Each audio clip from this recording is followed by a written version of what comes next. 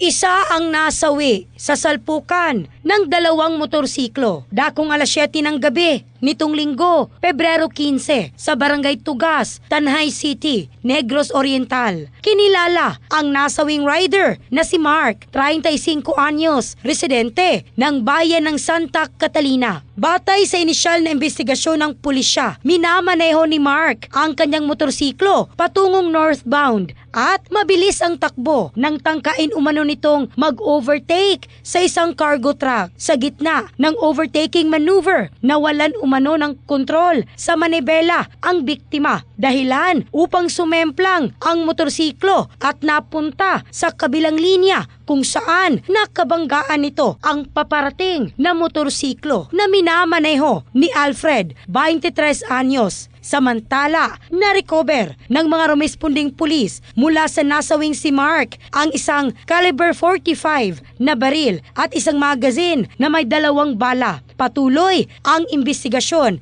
ng mga otoridad. In the heart of changing lives, ako si Michelle Craste ng Brigada News Philippines, the Music and News Authority.